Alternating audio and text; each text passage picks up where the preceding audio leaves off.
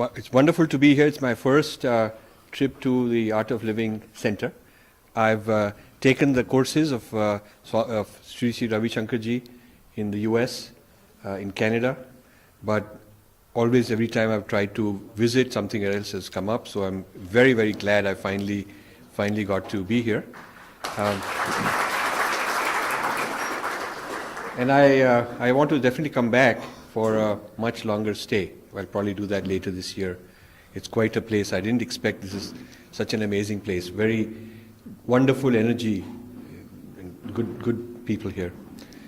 So just to tell you a little bit about myself, until about 20 some years ago, I was a typical person chasing the professional success and business success and material success. Trained as a physicist first in Delhi, went to the US to do my doctorate in physics, but switched to computer science, and had a philosophical interest throughout my life. In childhood, a lot of Vedanta courses with Swami Chinmayanand and Ramakrishna Mission and so on, and then learned TM from Maharishi, and then moved on to many other meditation experiences, tantra experiences. And then I entered the business world in the US and in the IT field, software, telecommunications, became a management consultant for big telecom people. AT&T was my big client. And then I started my own ventures.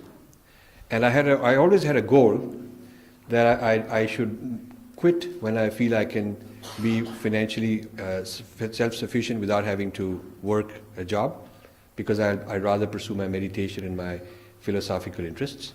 That was my quest from a young age. But somehow or other, every time it seemed like it wasn't enough, I wanted to chase something bigger, which is the kind of rat race you can get into. And then in 94,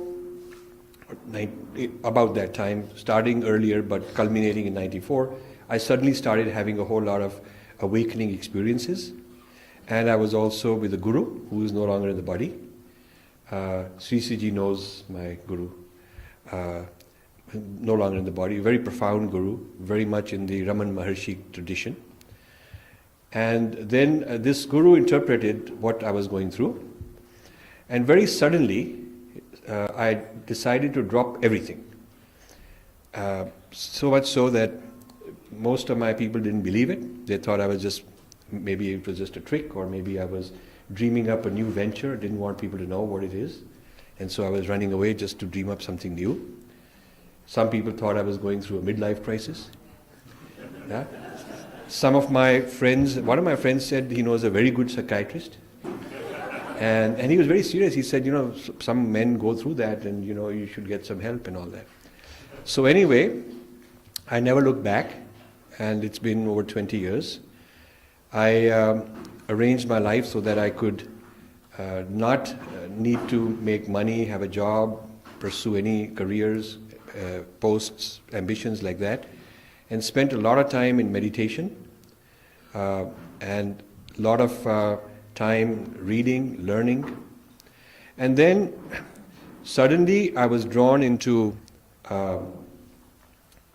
becoming more public. For many years it was entirely a private pursuit. And I became public through a series of almost accidental events, which I won't go through, we don't have time for that. And then one thing led to another. I realized that the education system in the US did not do justice to our tradition. The media did not do justice to our tradition. Various think tanks and various intellectuals didn't do justice to our tradition. It was characterized as what I call the caste, cows and curry. Caste, cows, curry, dowry, sati kind of tradition. And yet, I could witness that thousands of Americans were going into yoga and meditation and vegetarianism and eco-friendliness, environmentalism, animal protection, the kind of things that actually were influenced by our tradition. And yet I couldn't get the two reconciled. And it seemed first I found that the people in religious studies were basically pursuing the caste, cows and curry anthropology, and they were not really looking at the philosophical dimension, so I became concerned about that. And when I would point out that why is it that when you teach the religious traditions of India, you don't teach all these positive things which the West is getting, how can you be trashing the source while enjoying the fruits of the same source? And I started noticing that that's happening. So then they said, you got to go to a different department. The people you're referring to are not in religious studies or philosophy, they are in psychology, and things like that.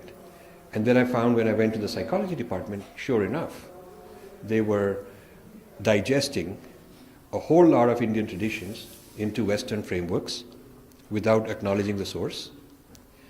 And when I would point out that this is not quite authentic, I would get all kinds of excuses, including statements like, we're doing you a favor because we're making your tradition more famous. It'll become more famous if we don't tell him that it's from India, we tell him it's from Western science, that sort of a thing. And it reminded me of King George V, I think, when he was asked, why are you wearing the Kohinoor from India on your crown? He's reported to have said that the people of the empire should be very proud that I have chosen their diamond to be worn on my crown. So a sort of arrogance I found among the Western people who were appropriating, as if they're doing us a favor because we're no good, and once it is theirs, it'll have more credibility. So I started tracking all this. One, Stephen LaBerge in Stanford had a patent or something on lucid dreaming, which is yoga nidra. And he set up these institutes all over the world. I met these lucid dreaming people in some conferences telling me amazing research and how it was doing all these things. Later, the US Army started training soldiers with lucid dreaming who were coming back from combat because it would de-traumatize. To de-traumatize people who were all cognitively shaken up, out of all the techniques they could find, they picked lucid dreaming, but there was not a single mention of its source. And again, after his talks, I would go to ask him these questions, and then he would tell me, I learned it in Rishikesh, I am very fond of my guru, I did this and I did that, I spent 20 years. So I said, why are you telling me this privately, why don't you say it in the hall? And he would say, oh no, I'll lose all my science grants because then they'll think this is some kind of a religion and they will not take it seriously as science. It has to be Western, it has to be Western science to be credible. But if it's linked to all those sources, they'll never believe it. So that's the kind of game that was going on. And then John Kabat-Zinn, who trademarked mindfulness meditation, same thing. Mindfulness meditation has become a big industry. But it is Vipassana. It is Vipassana, Goenka. He learnt it from Goenka. And then, closer to your tradition, transcendental meditation is what Herb Benson in Harvard called the relaxation response. That's his patented term. He's now in his 90s. He started in the 70s learning TM, finding that it brought physiological changes. He's a doctor at Harvard, big shot. And so he started doing research on TM meditators and found all these changes. But when he would publish the papers in his own name, he wouldn't say they're doing TM, he would say that they're doing relaxation response. And then if you read the relaxation response, the steps, you have to first do this, then you do that, the procedure, and you lay it next to TM, it's exactly the same thing. But luckily, in my research, I found all the smoking guns because in his early years, he published some papers jointly with some TM people acknowledging what he was doing, but quickly he realized that it's really smart not to acknowledge this anymore, so he dropped acknowledging them. So this whole business of appropriation went on, and recently because in his 90s, his private diaries, writings, things like that, his archive, he turned over to the Harvard Library, and they're going to make a special research archive. I found out about this, and I wanted to have access because I think sometimes people in their private diaries write a lot of notes which they don't want to admit. So it was only accessible with special permission, and I knew that if I use my name, they'll never give it to me because they know what I'm doing, you know. I sent somebody else. He's a young neuroscience PhD student in Duke University, so he's volunteering for me and wants to be kept anonymous. So he went, got permission to look at these 25 boxes, and he took him. They need to make a scan. They have to authorize to make a scan. But this guy was a smart fellow. He took an iPhone with him, and before I knew it, my email box was flooded with emails from him. And he spent 2-3 days just going on clicking. So he sent me a lot of very interesting stuff not known in the public, such as Herb Benson corresponded with Duke Edinburgh, Prince Philip's, Queen Elizabeth's husband, way back in the 70s, saying that there are certain discoveries he's made from the ancient Himalayan mystics that will change the course of Western civilization, but have to be brought out properly, asking for support and so on. And the National Institute of Mental Health in the US, the National Institute of Health in the US, all kinds of things. So the interesting thing is, these people who appropriate use the Indian source for credibility with other Westerners, because at that time they don't have credibility. They use this is something special from India as their legitimizing quality. And yet, when they are producing the results for the general public, they want to call it their own. So I could go on and give you a very large number. I'm writing actually a whole book on Indian appropriations into modern neuroscience and cognitive sciences. And there is one volume from Buddhism, one volume from Hindu traditions. And there's so much from Tantra, from Advaita, from Patanjali, all kinds of things that I'm talking about the scientific kind of traditions. And so I coined the term digestion to refer to how food gets digested and the body takes what's useful and rejects what doesn't seem to fit, and then the food has disappeared. So of course when a predator like a tiger is going to eat up a goat, he's very happy with the goat, otherwise he wouldn't find it delicious. But he may even praise the goat. He may say, wow, you're so wonderful. But the idea is ultimately he wants to take in whatever is useful and make it his own. So the goat DNA gets disassembled, broken down into smaller and smaller parts. And these small parts are then reassembled into the tiger's DNA. And it all goes into the tiger's body as tiger DNA. And there is no more goat left. It would be a foolish goat who thinks that this is good for me because the tiger is so powerful, he can run faster, I'll be sitting in his belly and getting a joyride. The point is that, and a lot of our people feel that if our tradition gets appropriated, digested, it's good for us because it'll spread faster. They haven't understood digestion properly, because once digested, it is no longer your tradition. It is also distorted. And a huge amount of what we call the West has been digested from Africans, Native Americans, pre-Christian pagans, a whole lot from India very early on, including what is being done now, and so on. So this digestion engine has become very efficient in doing its job, and the civilizations that end up getting digested disappear. They're no longer needed. They are kind of, you can put them in a museum, they're quaint, exotic, part of sort of natural history, but they're not living traditions anymore. So since I want ours to be a living tradition, it's important for me to kind of problematize this, bring this out, make people concerned about it. So there's a large amount of contributions that India has made to the world, and I'm writing constantly a whole lot of books on this. The basis of this is a philosophy from the Vedas, which gives us a kind of an adhyatmic inner pursuit and inner science. It also gives us flexibility because we kept the Shrutis and Smritis separate. unlike many other traditions where they combine the two, so they're fixed, they're frozen, they can't change. In our case, the Shrutis are eternal, but the Smritis have to be rewritten, recontextualized for every age.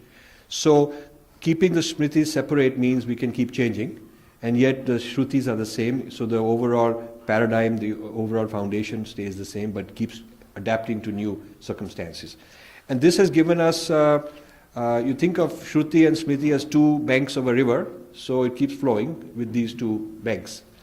This is quite different than in the Abrahamic religions where there is no separation of Shruti, Smriti, it's sort of combined as one book, and that book is frozen and final and so on.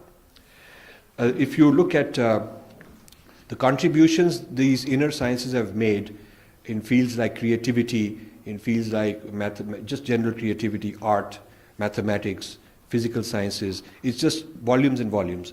And my foundation has started a 20-volume project on the history of Indian science and technology. We've done 9 volumes already. We're going on doing more. We've already done numerous conferences, world conferences. We've already done numerous world conferences on Indian contributions to science, to psychology, cognitive science, neuroscience. We've probably published 5 or 6 or 7 big conference proceedings, lots of them, and many more are on their way. So obviously this is a tradition that has played an important role in the world, and rather than digesting it and throwing it into a museum, it needs to survive and thrive and continue, prospering and even spreading. So I'm extremely happy when I meet groups like this, because all of you are doing what I think is the right thing, right passion. And I'm extremely happy at what Sri Ravi Shankar ji is doing, because he's a foremost leader trying to making sure it gets revived. Yeah?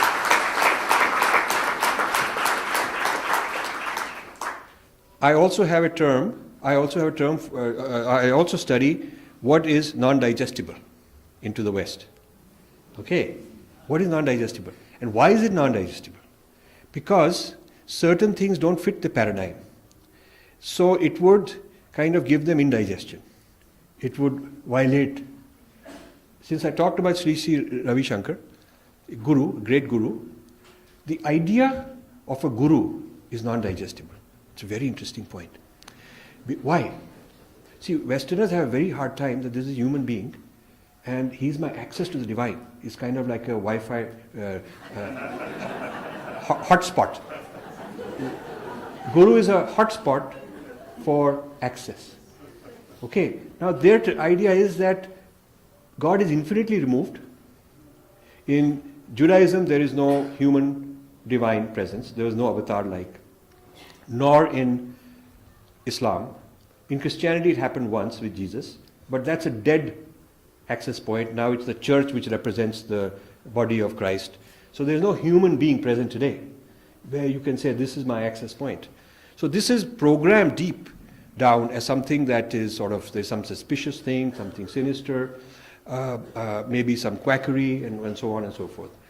And I found that philosophically, the idea of Satchitanand as the nature of the self is incompatible with the Abrahamic religions. Because if, like in Christianity, everybody's essence is you're born sinner. You're born sinner. And hence that's the statement of the problem. And then there is, they say, we now know how to cure your disease. That's their paradigm. They're within that paradigm. So I have a whole lot of, every year these missionaries come around my house in Princeton. When they're trained, before they go to places like India, they tell them to go to the neighborhood and practice, So and so I can tell, doorbell rings, very nicely dressed guy, young 2-3 men, women, they come and they ask questions like, can we please come in? And I know who they are, but I pretend like I'm this dumb guy I don't know. So I bring them in, offer them tea. And then they want to do small talk like, oh, this is nice painting. Oh, you are from where? This, like that, small talk. I know that they're trained that you first make the client comfortable. So after a certain amount of that, one of them says, sir, can I ask you a personal question? So I know exactly what they're going to say. I say, sure. And they say, have you been saved? And I say, I was never condemned to begin with.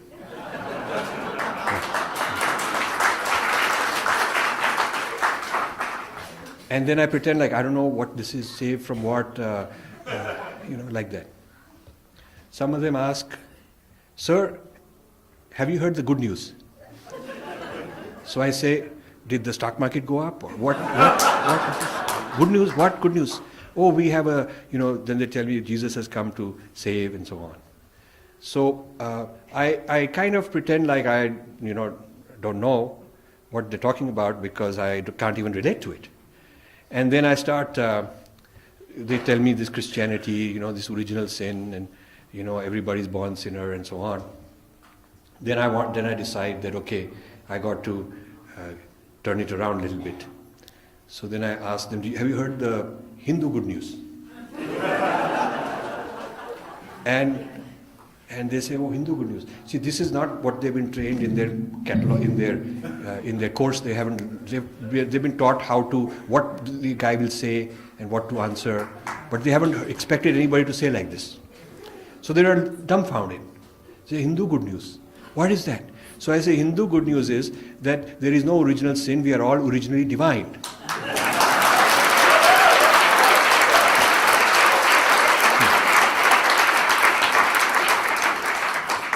And then I can discuss that, look, from my point of view, from our tradition, you are divine. You haven't done anything wrong. Why are you sinner? You look like a nice guy. You look like a fine guy. Or everybody's like that. So they get very thrown off. Then some of them bring some senior guy next time. So I have a lot of fun with this, I have a lot of fun. So the discussion on what are the strengths and all that is a huge topic we can go on. And I'd like to come and spend more time here because you're just perfect group of people for me to interact with and spend more time with because you're meditators. See, I'll tell you in our tradition, there are many paths for different kind of psychological mindsets. The path of bhakti is very important. Don't trivialize it. It's a very important path. Very important path. I do bhakti. It's very important. But it turns out that nowadays, somehow, it's also become sort of mechanical.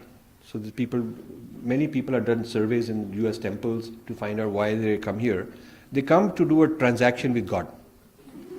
So it's like $108 you get this done, $1,001 you this one. So I want my daughter married, so there is this deal or price for this procedure. So that's kind of a different bhakti than the bhakti for transcendence, the bhakti for unity consciousness, the bhakti for elevating your consciousness. But if you look at bhakti in the real sense, it's a profound path. However, I find that when I'm giving talks, the places where they tend to be mainly bhakti oriented, not meditation oriented and not philosophy oriented, usually won't get it as quickly. So I usually it's sort of like their mindset is very different. I like the Gyan Yoga and the meditation type people, the people who really have a serious sadhana, because they are following the same path I am following. My path is not only the dhyan and the gyan, but also the bhakti, also the tantra, also the karma, all of that. And even karma is a kind of bhakti only, because you are doing, it's flowing through you, and it's also not that this is someone else. So that cultivation takes a while, but it becomes more and more natural. So I particularly like organizations like this and satsangs like this because I feel I relate to the kind of wavelength that people are in. Now, there are also weaknesses and issues. I mean, I could just go on. I have so much written notes here on the positive sides, but we also have some issues. One of the things we have to concern is that the individualism in the path, because you're going inward. Since you're going inward, it is my antakaran is mine, and I don't have access to yours, you don't have access to mine. So it is a sort of a very individual, personal pursuit. I'm getting more and more comfortable and familiar with my own inner being. So there is also a tendency to be withdrawn, world negating, not interested in helping people, no rasa, no leela. There's a tendency like that. And my guru used to warn people. My guru used to say, like in Ayurveda, you first go through fasting, not to starve to death, but to cleanse out the toxins, but then you come back and eat properly. Similarly, the stage of withdrawal from action, nivritti, is a kind of a stage you go through in order to detox your actions. So when you have done the detox your actions, some people who are sannyasis go to a cave, it's fine, I respect them a lot. But people who are in vyavhar, in worldly life, must re-engage from a different level.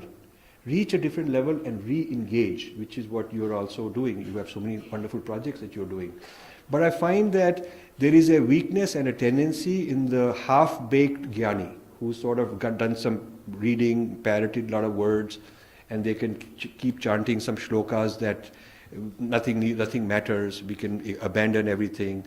So this kind of an attitude leads to a sense of social irresponsibility, if not bad actions, at least not taking charge of, taking ownership of social issues, cleaning things up, helping others, helping poor people, helping disease, helping political, social problems. Now, if you see our texts, they're very world affirming. If you see Mahabharata or Ramayana or any of our texts, they're very, very world affirming.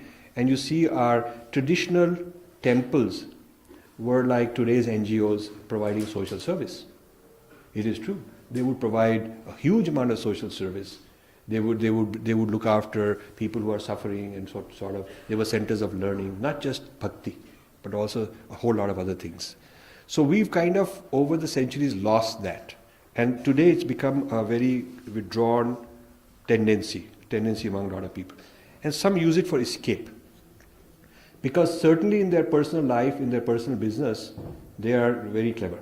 They'll negotiate the best deal, and they're not going to, Indians are very shrewd negotiators. And when it's their own personal thing, the same guy who tells me, oh no, this is all maya, it's all mithya, who cares, doesn't matter. When you ask him to get involved, they give you that kind of reason.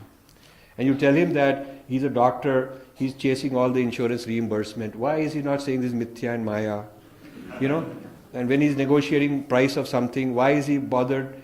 He should say, well, how does it matter if there's one shunya or two shunyas at the end? It should be. The point is that when it's selfishness, they're really into it.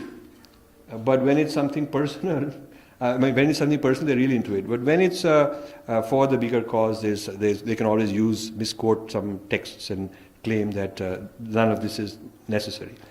I also feel that somewhere along the way, the caste problem became bad. And it is not linked with Hinduism, because I've read this a lot, I've studied this a lot. The jati tradition was not like today's caste system. And the varna jati were two-dimensional matrix, which got collapsed in the recent few centuries. And there are reasons for that. There are historical circumstances which led to that, I've conducted a few workshops on the origin of that. But whatever the cause may have been, the history may have been, the point is we are having a problem and we ought to solve it. Good news is that organizations like AOL and most of the new Renaissance revival type organizations are beyond these kind of boundaries and very good about making that as a philosophical statement of theirs. But still a lot more people are not so awakened about these social issues as you people are. Because particularly when you go around the hinterland, you do see that. So I think changing these problems within our own society is a very important thing for us to do. The Indian mind is deeply colonized. We got political freedom, but not intellectual. In fact, it's not just the language, I'm using English now, but more than that, we are changing the framework, the way of thinking, the paradigms, the nature of time, the nature of aesthetics, the nature of the language itself. Certain Sanskrit words which should never be translated, we are translating. In my book, Being Different, I have a whole chapter on Sanskrit non-translatables, where I've given a sample of about 20 or 25 words in Sanskrit, and I'm arguing how the common English equivalent is wrong. It's a distortion. Like Atman cannot be soul. It is commonly translated as such. because soul, the history of soul and the background of soul, the whole philosophy of soul, soul doesn't reincarnate. It is eternally damned through original sin in some traditions. So the meanings of these words is controlled by the metaphysics of certain traditions. Animals don't have a soul. They don't have a soul. Plants don't. In our tradition, they have Atman. So the whole, and then the idea of Aham Brahmasmi, and the idea of unity consciousness of Atman is not the same in soul relationship to God and soul relationship to world. So when you really look at the metaphysics and the cosmology of soul, it is not the same as Atman. And the problem when you translate is that a young child thinks that since you replace the word with the word soul, then you're talking about the same philosophy, the same idea. He doesn't need to study it. He can just understand whatever the other guys are saying must be what we are saying. So this leads to digestion because all the philosophical distinctiveness, uniqueness gets lost because certain very, very powerful Sanskrit words which are non-translatable get lost. And so I'm, in this book I just illustrated some non-translatables, but there's quite a few of them that don't have an exact English equivalent because that philosophical concept and that experience was never there. Even something like Shraddha, there's no word like that. There's no word like Shraddha. Even yoga, you can't say it's exercise, you can't say it's prayer, you can't say it's gymnastics. What is it? I mean, the whole process of what you're trying to achieve does not fit into that philosophy, so they don't have a word for it, you see. So, so that's a serious problem I have, that we have become colonized in our entire idiom, in our way of life, and this is very serious. So I'm beginning to conduct a whole lot of these decolonizing workshops. I conducted some workshops in the US, 1 day, 2 day type on decolonizing. What can the average person do? So now I'm getting a little more courageous and going to, like when I go back to Delhi, I have a workshop in JNU, Jawaharlal Nehru University, which is,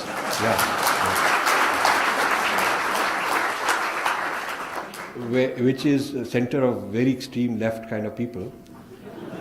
And it's a 3-hour workshop, round table, and we've invited discussants. I always like opponents, I love debate, so we've invited people from all these other departments to debate and argue. And I'm going to talk about decolonizing JNU.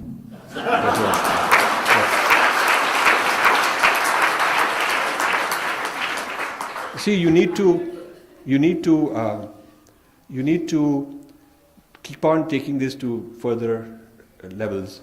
I also talk about decolonizing modern Hinduism, because I find that a lot of the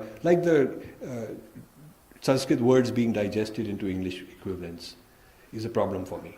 And I'm finding that a lot of modern movements have, in order to become easier to understand and reduce the difference between themselves and the clientele, especially westernized people, they made these compromises.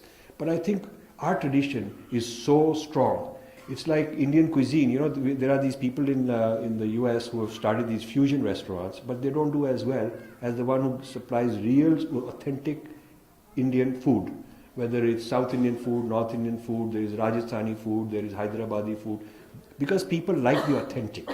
If it is some half-baked thing, then why would they need it from us? They can already get all those things. So I feel that in fact, the more rigor, the more demanding you make your teachings. In fact, the bigger the success, because people realize that you see what happened in the 60s and 70s, the gurus went and many of them supplied digestible material. It was new age, it was big fashion in the time. All that got digested. Those people rejected, now those gurus, paramparas now disappeared. J. Krishnamurti you never hear. You don't hear, all the major gurus who went. You see who the 5 or 6 major gurus were. Osho, in the West I'm talking about, okay? They're all gone because the stuff got diluted, digested, appropriated, westernized, Christianized, whatever. So I think the market, even if you want to think about it from that point of view, practical point of view, is for very deep, authentic experience, which is very demanding, which takes effort, where you really have to change a lot of your life. People really want that. People are looking for that. There's a large thirst for that. So I feel that we should have such confidence that we are not going to try to be same as you. You are welcome to be same as us. So.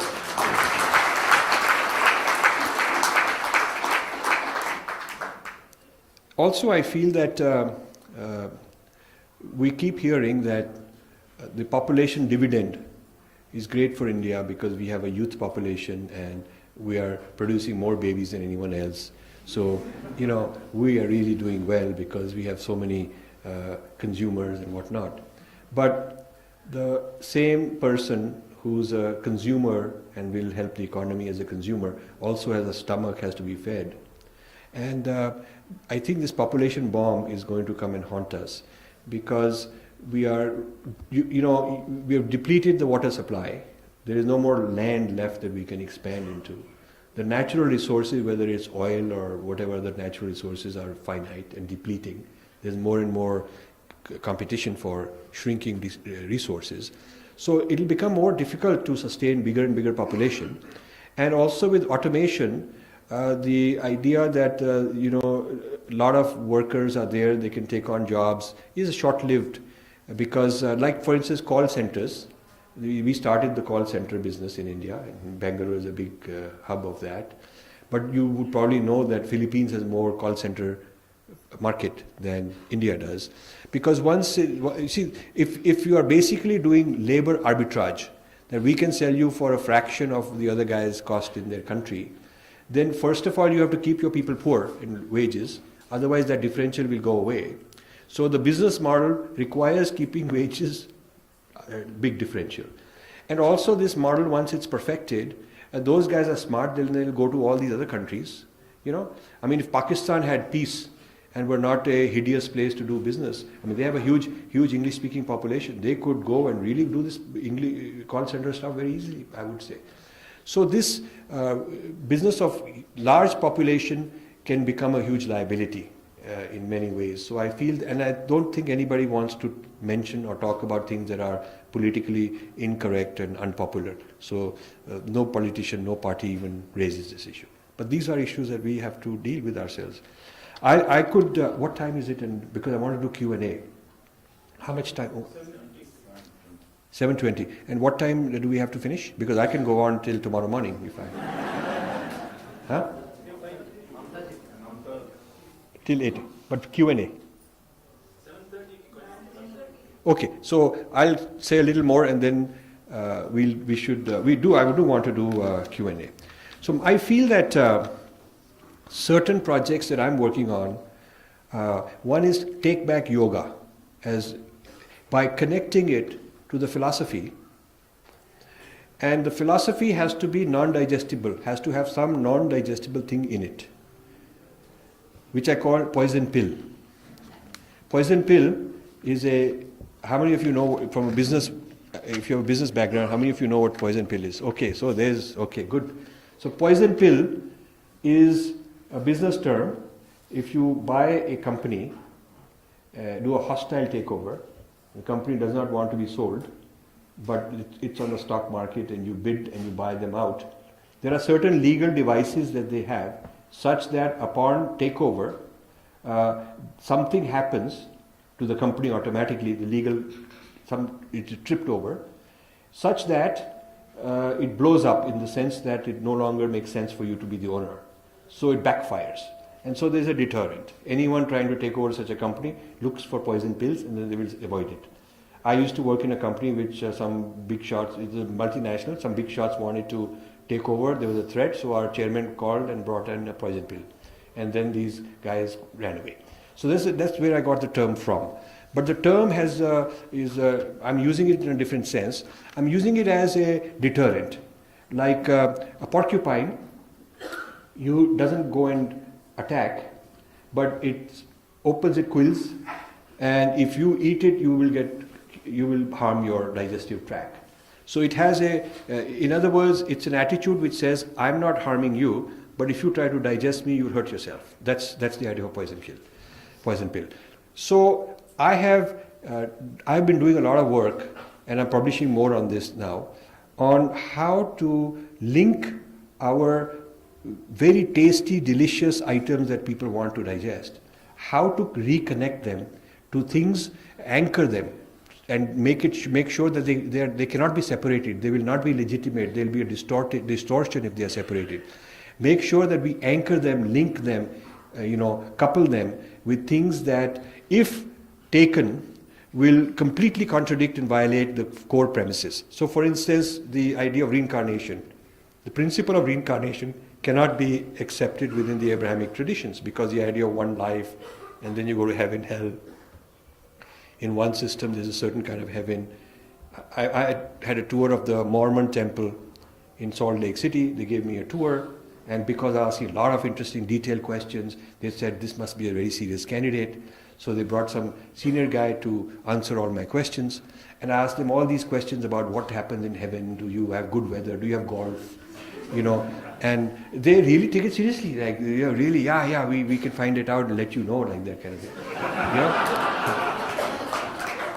So different. You see, the idea of reincarnation is not easily acceptable in systems, because the whole framework, philosophical framework, and this problem of original sin, and you have to be saved within a finite amount of time, so the pressure is on you, you better get saved, otherwise you go to hell and forever, and there's no transfer. Although some religions say that you can transfer your dead relatives from wherever they are to heaven if you pay them some money. There is that kind of facility also available. So I've discovered for myself a range of non-digestibles, and then I use them as building blocks to link with other things to deter digestion. So this is a very interesting project, and a lot of people can get involved. You guys, people with your background, are very bright, and I've got a whole list of each one of those is a very big topic by itself. So we can discuss that in Q&A or later on if you want. I'll switch to a different topic because I only focus on one aspect. I feel that India, let's talk about India.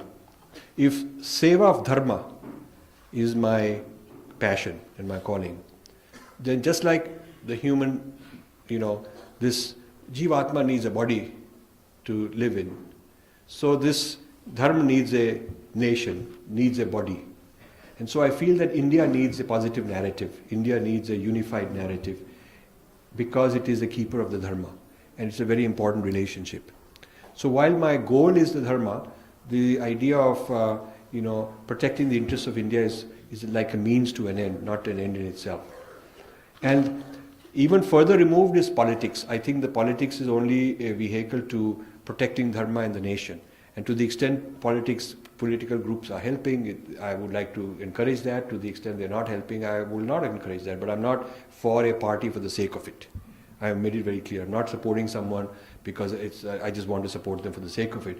I'm only supporting them to the extent that they're helping Dharma, and in ways that they're not helping Dharma, I'm very vocal and critical about it. So my feeling is that India, and I published a blog on first post yesterday, that there are two competing narratives of India. One is a unified civilization, and the other is fragments, clashing fragments. This caste group, that caste group, this minority, the people of this state, this language, this class structure, whatever. So we have these vote banks that are patronizing one particular group, one particular vote bank, one particular fragment, and these are in tension against the rest of the nation, in order for the vote bank to get popularity and get support. And my book, Breaking India, which came out in 2011, about 4 years ago now, gives a huge amount of data on how these fragments are now working with foreign nexuses. There's church, which has its fragments. There's Maoists somewhere, they have fragments here. There's people in Pakistan, they got their fragments. So there's all kind of foreign nexuses with their fragments in India, and these people are working together. And the book Breaking India says this is an intellectual breakup, a kind of identity breakup of India. And this is very dangerous because once people have a sense of history that I'm not Indian, or I shouldn't be Indian, or the rest of the Indians have harmed me, my ancestors were oppressed by them, we are being oppressed by them, then it doesn't take much to go from there into violence, into separatism and so on. So this business of, we have two competing narratives, the narrative of fragments and the narrative of nation. These are two competing narratives. And Congress party used to do a good job at one time of keeping all these fragments under itself and saying, we will look after all your interests. So Congress party used to do that one time. But over the past couple of decades, people started abandoning for various reasons, and little groups formed, various vote banks formed, and Congress kept shrinking. And now, I think the rise of AAP party in Delhi is a kind of a new gathering of these fragments. The fragments are reincarnated into a new body. It's like the Jivatman leaves, find a new body. I think, yeah. So what happened is the Congress body,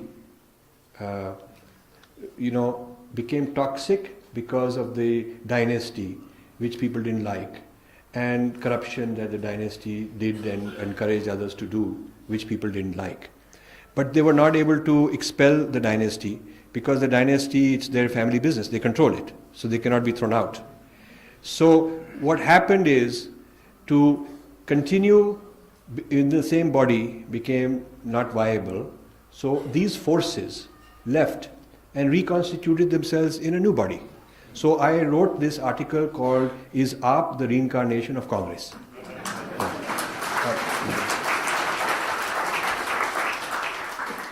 Now, a lot of BJP supporters clapped.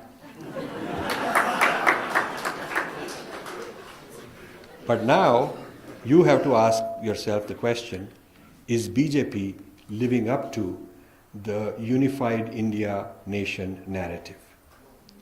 Okay. It's a question. I didn't answer it. I didn't answer it. But within Q&A we'll talk. I'm really asking, maybe in 8 months is too early, maybe, but I would have thought at least there would be some thinkers, some think tanks, some smart people who are at least having conferences, raising these issues, having dialogues to talk about what should be our national narrative. I find a huge thirst of demand from me to do workshops on what's our national narrative all over, young people wanting it. But I don't see party leaders having any time for any of this saying narrative, wo kya hota hai? Yeah? Like, how do I get my votes in the next election? That is the narrative they want.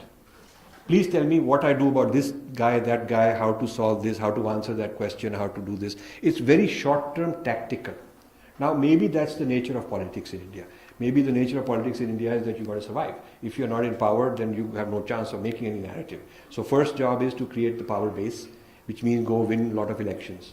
And don't worry about the narrative. But I would have thought that some respect for the issue would have been given, which it hasn't. Or at least I have not known. And I go around Delhi 3-4 times a year. I meet all kind of people. And they all love to hear this concept philosophically as something from a sky level, But detail-wise, there is no craving or thirst, no priority that we got to create this national narrative in order to combat these fragment narratives. We have to create a narrative. It's not just enough to say the narrative is we'll have 9% GDP. Because that's not specific to this civilization. That's just a modernity, Western European modernity of the meaning of progress. It's not even necessarily our narrative, this kind of a thing. I do not see our values and our lifestyle and our non-translatable Sanskrit categories and our sadhana and what is unique and distinct about us being in the narrative of any government, any party, any of those parties. I don't see that. Nor is it clear to me how much sadhana the people really do. It is one thing to talk to get votes, but how much is really practiced and how, in that sense. So I will say we have one group of forces which are breaking India forces. That is clear. And they are well identified. Barack Obama who scolded India for human rights and religion and all that, was briefed and encouraged to do so by the US Commission on International Religious Freedom, USICRF, a group that I have studied for over a decade. I have written about them. I have critiqued their annual report on human rights of India every year. They write a report, I write a critique. And but Indian government should be doing that. When they write a human rights critique of China, within 1 or 2 weeks they give them a 200-page rejoinder, because they have their own thinkers. But we don't have our people doing that. So who is the caretaker of this? Our government didn't even anticipate that he will say something like this. It would have been clear, because every president is briefed by 4 or 5 vested interest special think tanks when he goes. So this is a predictable topic that every president will be briefed on. And it should not have come as a surprise. We should not have been dazed, oh, why did he do it and all that. And in any case, we should have had a good solid response, because in my book, Breaking India, which is 600 pages, gives you so much to respond on this kind of a matter. But the government didn't respond, our media are ignorant people, none of them knew how to respond. So we are lost on this type of matter. This tells me that the Breaking India forces are there. They are getting stronger. Whether they are reincarnated in body X or Y, they are there. Even if AAP loses, if AAP disappears, then somebody else will come and claim all these fragments. That doesn't mean that these fragments have disappeared. It just means that they lost their body, they'll be reincarnated some other way. So this half, or whatever the percentage is, the Breaking India segment of Indian society is vibrant, and there are people trying to capture them. The question I want to leave with you is, who is at a government level really managing the national narrative of unity? Who? Is it the religious people? Is it the political people? Who? Academics are themselves lost. Media people are just, many of them are just jokers. They're just not very smart. And so who's going to do this? This is troubling to me. Because I think BJP got an amazing chance. But I think it should not take it for granted. It has to start creating a positive narrative, counter discourse of its own in order to be able to survive these political onslaughts that are predictable. So I think I'll just stop here, and then we'll turn it over to some Q&A. Thank you so much.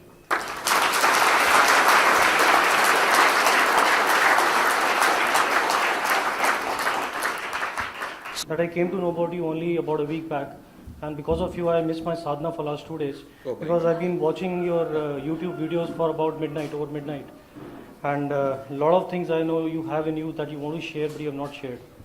So I have a few questions, and very shocking about Sanskrit missing by 1 vote, about Devdutt Patnaik, so many things I came to know.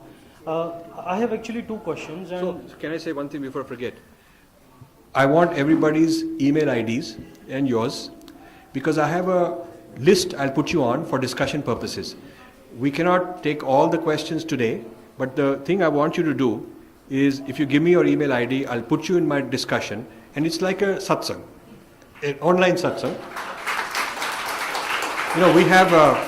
We have 5,000 members, and every day people are asking questions, and I'm giving answers, and others giving response. So it's on these very topics online. So please ask the question, but the other items you're doing. And now, is there a sign-up sheet going around? Mamta ji, is there a sign-up sheet? Okay, so the sign-up sheet is going around. You must sign up. All I need is your ID. I don't need phone number, address or anything, just your email ID. So my specific question is basically, you talk a lot about Abrahamic religion, especially about Christianity. Maybe it's because you're from US. Is it that the danger of Islam is less in India? We know the socialist and secular is itself a problem in India for whatever reasons. And similarly, where I actually struggle is with the Advaita versus Dvaita philosophy. Within Hinduism itself, which is probably a bone of contention, especially this Advaita philosophy from Abrahamic religion to the Hinduism, the Sanatana Dharma. Thank you. Sure, thank you very much. I think Islam is a very serious threat, and if you go to Delhi, the biggest digestion going on is into Sufism. There's a huge digestion into Sufism, very fashionable, and people are sort of lost and thinking it's same because the Sufi said this and the Sufi said that. So this person who hosts the Sufi festival in Delhi, he's a Nawab something from somewhere, and so I met him, and he was talking about how this is the real Islam. So I said, can you have the Sufi singing and the Sufi festival in the Jama Masjid? And he was stunned because it's banned, Sufi music is banned in the mosques. Okay, you can't do it in Kaaba, you can't do it in Saudi Arabia, you can't do it in the Jama Masjid. So I said, how can this be the real essence of Islam if the Islamic house of worship bans it? Or is it just an export variety for Hindus to be brought in? Okay. So these are important questions. I do spend a lot of time thinking about these. The second point was Advait, Vishishtadvait, Dvait are three major schools of Vedanta. Vedanta is not the only school of thought. There are other schools of thought. Okay. Now, philosophical differences is because I have had a certain enlightened experience, and in my enlightened experience, I have a way of explaining it, expressing it to you. You had your experience, and you have a different way of explaining it. Our tradition does not want to exclude or to, say that this is considered blasphemy or any of that. So people are allowed to teach their experiences, and it's like a free market. You can choose this thing or that thing, whatever you feel like. So I do not think, if you read my book, Indra's Net, The Philosophical Unity of Hinduism, there I show the unity based on certain very deep concepts which are shared by all of these. Whether you are of this or that kind, whether you're into bhakti only, whether you're Tantra, whether you are into Kashmir Shaivism, you don't even have to be into Vedic tradition. I happen, but there are so many traditions that are not Vedic oriented.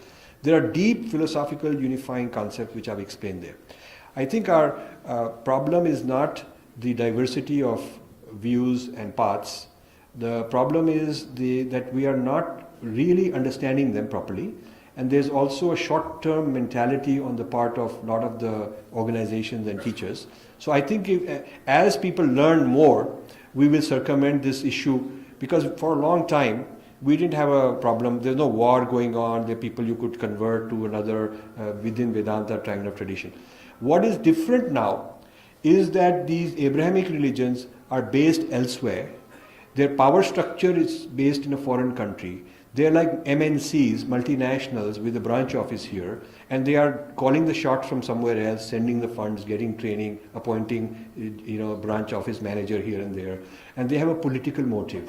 Their history of expansion, both in the case of Christianity and Islam, it was not a tradition expanding separately from the king and the ruler, but combined. It was part of imperialism, conquest, expansion. That is how the religion expanded. So the very concept is linked with political hegemony and political oppression also. That is what we are facing now. So we need to understand them on our own terms. We need to understand them. The Indian term Purva Paksha means studying the other and understanding him honestly, fairly, understanding him in such an authentic way that he will be impressed that you really understand him. Purva Paksh is a very important requirement in our tradition. The people of one Vedanta would do Purva Paksh and the other, they would do Purva Paksh with the Buddhists and Mimamsa and whatnot. So they would do Purva Paksh with different philosophical systems within the Indian subcontinent. When the Christianity came and Islam came, we should have done Purva Paksh on them. And we should have then become very clear. So when you do Purva Paksh, you understand the other. It's like comparative analysis. That's what Purva Paksh is like. And then the response you give is called Uttar Paksh, which is your rejoinder. So our ashrams and temples and centers of learning should have centers of Purva Paksh of other faiths and Uttar Paksh. That is what I'm trying to do, but this I'm trying to get it installed in various establishments. That is the starting point of trying to protect ourselves. Jai Gurudev, I'm breaking my silence. Sir, my question is, how do you see the effect of FDI on the conversion? Because in South Korea, 40% of the conversion happened after FDI. So how do you see that? What FDI? Yeah. Okay. Yeah, well, you see, South Korea went through a very rapid conversion. You know, it's very interesting, and people think that we survived 5,000 years, this and that. We can't be so complacent. The sleeper cells of evangelists and various other kind of foreign excesses are very aggressive, and they've been buying a lot of land in India, training a lot of our people, and so they are expanding more than we think they are. I think FDI is a separate issue one has problems with on its own rights. I mean, even in terms of are we selling out our assets, are we selling out the capital, we are going to all become employees of some foreign companies, then we might as well, it's like the East India Company used to own the business, we were just working for them. So Infosys is just an Indian shell, but it's a foreign majority owned, for example. A lot of companies are like that. So I think FDI is a separate issue from religious evangelism, because religious evangelism has its own dynamics in parallel. And I think the religious evangelism is a very serious threat to national integrity and national security. I certainly agree with that. Now, this gentleman said very nicely, he said, because I'm in silence, I'll write down my email ID, which is very good. But, you know, I need to be able to read it. It says ZITVU or W. I need to know. So maybe he can come and clarify later. Just write in block letters your email ID and just give it to me, or your card or whatever. I would love to have it and continue our dialogue further also. More questions? Why is it that in India, calling oneself a Hindu is akin to calling oneself a fascist? Good. Why is it that Hinduism is a bad word, and more so specifically in the so-called, what I term them as the pseudo-secularists? Yeah, okay. Okay, that's a good question. Hinduism is a perfectly fine term. People get into this discussion that Hinduism is a new term, it was a Persian term or this term or that term. And my answer is as follows.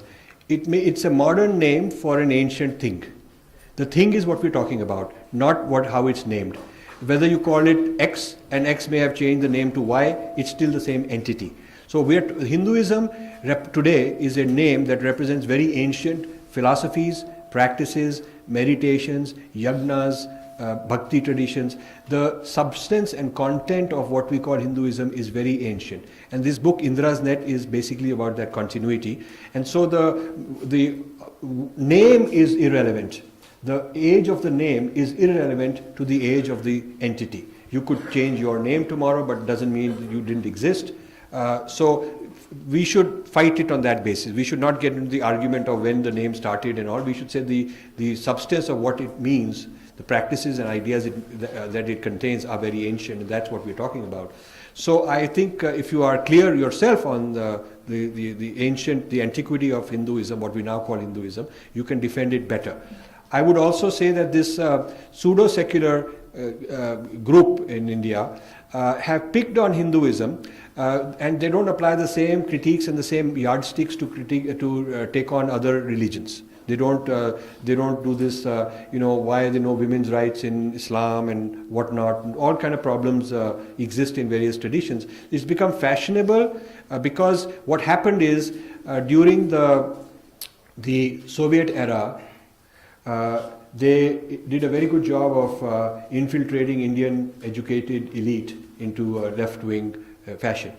And when Mrs. Gandhi needed support from the communist parties for her coalition government, which they gave her, they did not ask for seats like we want to be railway minister and things like that. They wanted to be vice chancellors, appoint leftist vice chancellors of universities. They wanted left-wing people to be appointed in history departments, in political science departments, in English departments. They wanted to be in the history things like CSDS and all these organizations that give grants for social sciences. They wanted to control the social sciences rather than get government ministries. It's very smart, because their idea was that if we get government ministries, we can make short-term bribes and all that. But if we get control of the intelligentsia machinery, then 10 years, 20 years from now, we'll have a whole nation of leftist people on our ideology. Look how it worked. So today, they are getting the fruits of the investment they made in getting into higher education. They got into higher education. So that is why so much pseudo-leftism is out there. But I thrive on debating these people. And you should help me organize these debates, and I'll come and debate them. Recently I had a debate in Houston with a major Christian theologian. It's on YouTube. If you go to my YouTube channel, you will find it. It's a very popular YouTube. A lot of people have watched this debate. I go on looking for people that I can debate who are intelligent, who are well informed, and we must do it on camera, and we must put it on YouTube. So I'm looking for leftists all the time in India to debate.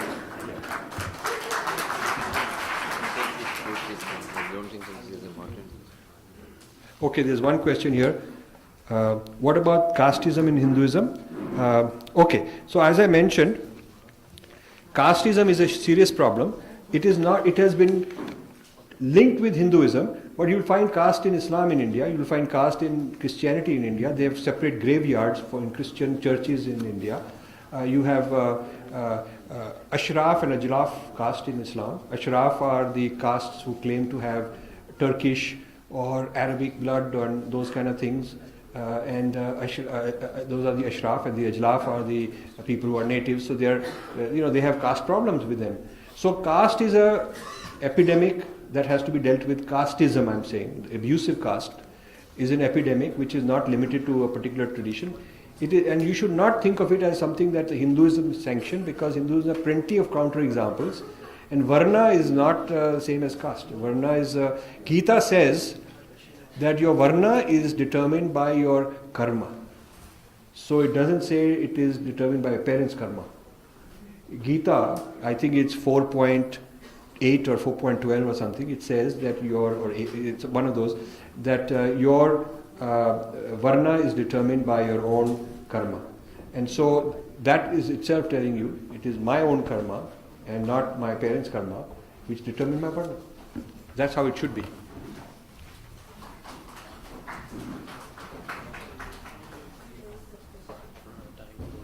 One more. Yeah. Is that it? Yes. Okay. Yeah, go ahead. Then yeah. Kindly give the paper, sir. So you can get the paper, sir. Kindly. Okay, so here's my very quick question. Sir, I have a secular friend who went to a yoga class, and he refused to say Om during the class because he did not want to be religious. And in order to humiliate the people in the class and the teacher, he actually said the reverse of it, which is Mo. And he had this argument with me. I believe that you cannot separate Om from yoga. But how do you actually have a sensible discussion about this with somebody like this who is, and where do you begin so you can make an impact I'll tell you. on the person? Good.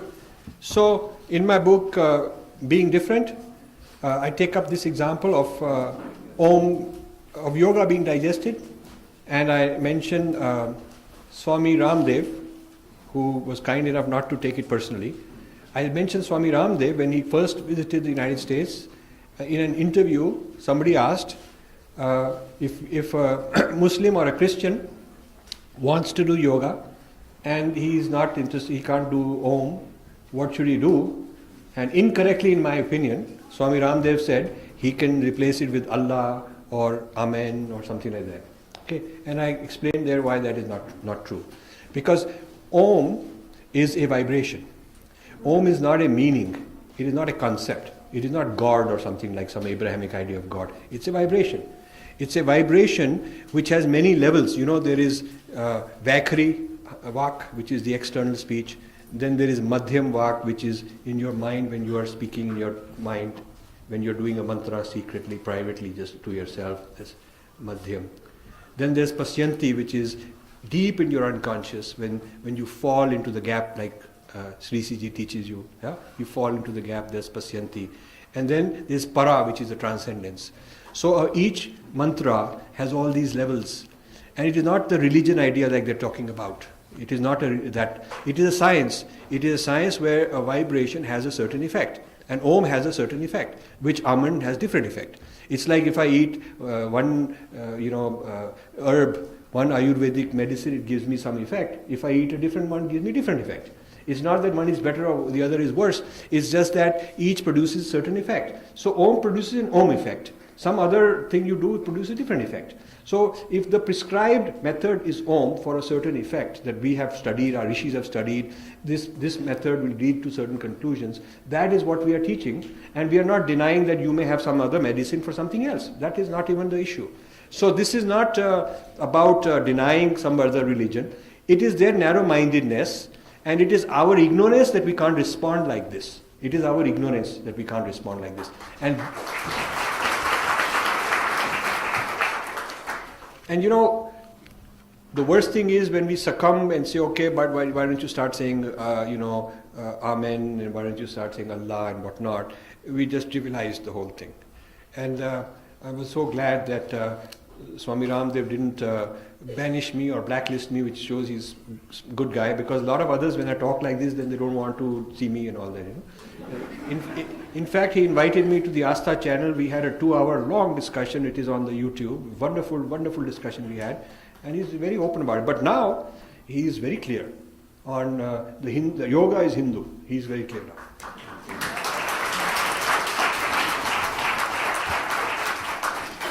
Yeah. It's a great honor meeting you in flesh and blood. We have been following you on YouTube. Two very quick questions. Number one is, we keep traveling the world and we have these discussions with a lot of foreign friends from other religions. So if I have to give a quick 2-3 minute description of Hinduism, I know it's very difficult, but if I have to give a quick introduction, what would it be? And the second question, I'm part of RSS, I'm part of BJP, IT cell and all these. Every cell talks the same thing, and today in your speech you talked about uniting them. So why don't you take an initiative and giving them some intellectual help? So 2 questions. Okay. So and then they've told me to stop. So what I will do is I'll respond to these online. I'll show you the method to do that. But let me respond to his questions because they're very fresh. So the second one was why don't I help them? The second one is what is Hinduism in a nutshell. So if you go to indrasnetbook.com, indrasnetbook.com, it is, and also beingdifferentbook.com, both these books. Some excerpts are there, table of contents are there, overviews are there, a lot of these discussions are there. And this idea of how I explain Dharma in a clean way, in a simple way, as an open architecture. I call it an open architecture, which has many things inside it, but they have to conform to this open architecture. There are certain rules. You cannot be somebody who's trying to sabotage the architecture. Like in an internet, you can have lots of diversity. They are welcome, but they have to practice mutual respect. Otherwise, they're sabotaging, and then you have what do they call these antiviruses that will get rid of those guys. So Hinduism is like an open architecture web or network, which has always invited lots of different kinds of thinking. But in this description that you can read, I explain what is the common properties, what are the common qualities that these different things must have in order to be members of this very loose open architecture. And this keeps us flexible, it keeps us mobile, it allows us to change and so on. Now the second, so please do read that. The second question is why don't I do something to unite? The point is they have to invite me, I can't just sort of force myself in. And these organizations are very conscious about their boundaries, their leaders, and they don't want an outsider to come, maybe, Now, Sri Ji is so confident, he says, okay, Rajiv, come give a talk. Now, a lot of others are not like that. They're scared, they're threatened, they don't know what yeah. Because you see, you are smart enough, you are sufficiently grounded, you are sadhaks, and so you can figure things out, and you have a mind of your own, you can decide, and that makes you even stronger. And that is what a healthy organization would be like. But not every organization is like that, and it wouldn't be right for me to go and push myself in. And the political ones are even worse. They're so much turf conscious, very turf conscious. This is a serious problem we have. So that is That is where we are. What I want to say is this. Please leave your email ID. The following will happen. When I get back to the US, which is March 1, I'll have somebody type all this and we will put it. You will get an invite to Rajiv Malhotra discussion. You have to click and say yes. You have to. Otherwise, you can't be in. If you are in it, then you are part of the daily satsang. These questions and many others like this across the spectrum we are addressing. And I want to close by thanking all of you for taking the time. And,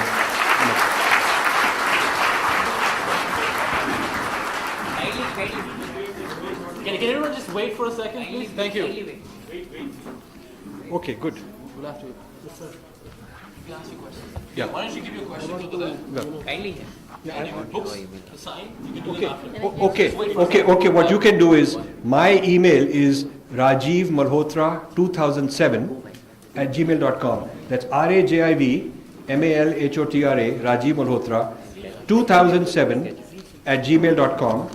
So if you send me, I will have your email and I will put you into the email list and send you an invite and then you can accept it. I'll sit here. Yeah. Can everyone please just be seated for a couple more minutes? Thank you. If you want your book signed or anything from Mr. Malhotra, you can approach him after. So just please be seated.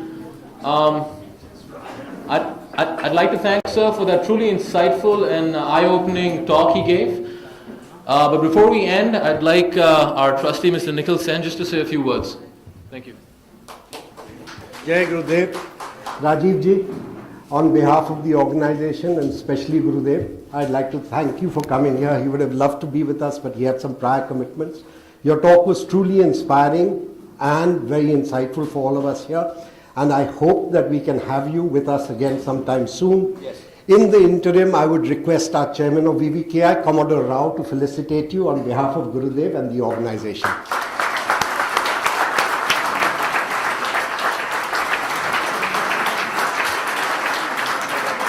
This is a book that Gurudev wanted you to have. This is on directly we spoke about today. He said the caste system in India is not something that you enter into. It's what you're born with, everyone's the same, and then it's on your karma. Evolve your Yes. from one nut to another one. Thank you. Let's give Rajiv ji a big hand from all of us.